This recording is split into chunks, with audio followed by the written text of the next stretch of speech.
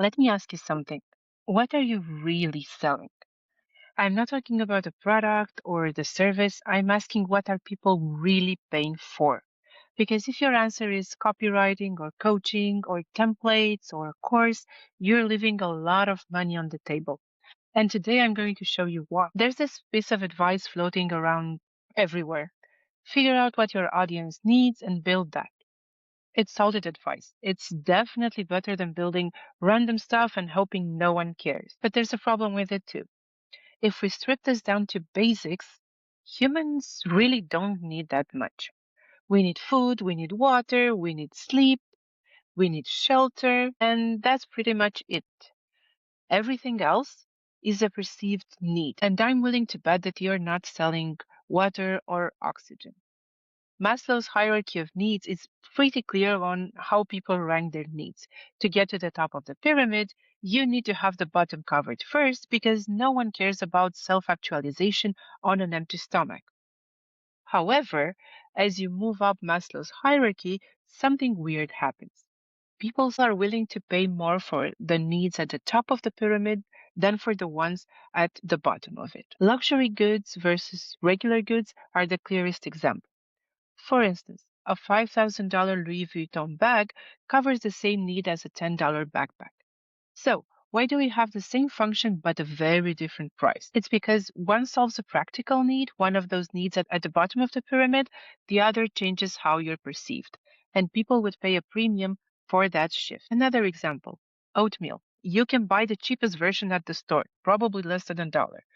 That one solves hunger. But if you buy the organic, artisanal, handcrafted version that sounds like it had a better childhood than you, now you're buying something else. You're buying identity. You're satiated, sure. That one also solves hunger, but you're also self conscious, disciplined, put together. Theoretically, you're in the same product category, but it's a completely different game. And this is where most people get stuck. They describe what they sell at the surface level. I write copy, I design websites, I do marketing. That framing puts you in the commodity territory. And as we all know, commodities compete on price. A race on price is a race to the bottom. There's a better way to play this game. Now let's talk about what you're really selling. In B2B, almost everything boils down to two things, time and money. So if you sell in the B2B space, you either help your clients save time or you help them make money. Most of the time, it's both. If what you sell helps companies save time, they will use that time to make more money. If you're in the B2C space, the buckets expand a bit. People are buying love, health, wealth, entertainment, status. People want all of these and they are willing to pay to get them. What they have in common is status, because every one of those can change how someone is perceived. For instance, a healthy looking person is more attractive, so they're also more likely to get love. Now let's translate this into real offers. You're not selling copywriting, you're selling attention, and attention turns into revenue. So you're selling money. You're not selling a fitness program. You're selling health and the identity that comes with it. You're not selling a luxury bag. You're selling status. You're not selling trading advice. You're selling speed toward wealth. Again, money. You're not selling ad space. You're selling visibility, which turns into, yep, you've guessed it, money again. There's always an extra step between what you deliver and what people want. Most people stop too early. When you stay at the surface level like this, you blend in. When you connect your offer to a deeper outcome, you stand out. This is why I'm a big believer in marketing that's based on psychology and human needs, because while channels may change and social media platforms may decay, human psychology and human wants don't change year after year. Psychology also tells us something else. When you connect your offer to a deeper outcome, you also earn the right to charge more because you're no longer competing on deliverables. You're competing on transformation. Let me show you how this plays out with my own offers.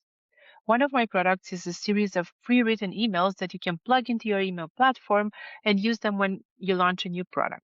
It's essentially an email launch sequence. On the surface, it's 6 emails. Under the hood, they save time. They're built to generate revenue. So they shorten the path between launch and sales. I also sell a strategy template. On the surface, it's a document, boring at its core. In practice, it gives you clarity. It shows you what to focus on. It helps you attract attention and turn it into, yep, money. My strategy sessions. On the surface, they look like 60 minutes with me, but that's not why people buy them. They buy them because they get direction, they get faster decisions, better decisions. They get a clearer path to grow. Each of these products helps them save time and make money. That's the pattern. That's it. And it's up to you and no one else to make that connection for your prospects. So don't let them infer it. Spell it out for them.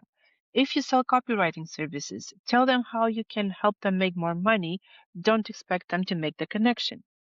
If you sell fitness programs, tell them how graduating from them will help them be healthier and improve their status. If you sell web design, tell them how much money they're leaving on the table when their website is hard to navigate. Now, all of this works like a charm, but there's a boundary too.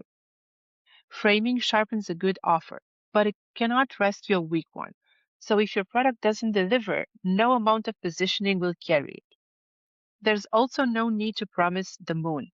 Overpromising makes you look like a snake oil peddler, and that's no way to build a lasting business. So be honest about what results your buyers can expect. For instance, can better copy on its own truly make your clients millionaires overnight?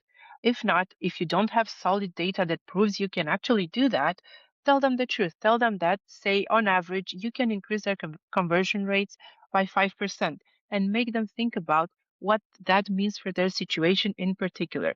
Is it $100 or is it $10,000? This keeps your positioning strong and also your credibility intact. If you stay away from the overpromising, this is an incredibly powerful shift that you can use to speak to people in a language that generates conversions. The way you describe your offers matters more than you think because it changes how people value you, because it changes how when you move from what is this to why do I want this, that's where buying decisions happen. So the next time you describe what you sell, go one level deeper, then go one more. Because the closer you get to the real reason people buy, whether it's money, time, love, status, health, wealth, the easier everything becomes. I see this with my clients all the time. Their offer makes sense. They even have a huge track record of success, but still it feels harder to sell than it should. And it's often because there's a framing gap somewhere. That's what I spend most of my time fixing. Every week, I break down concepts like this in my newsletter, Strategic AF. Essentially, it's about how to position what you sell so that people actually see the value in it. If you want your offers to land the way they should, you'll want to be there. The link to subscribe is below, and the newsletter is completely free.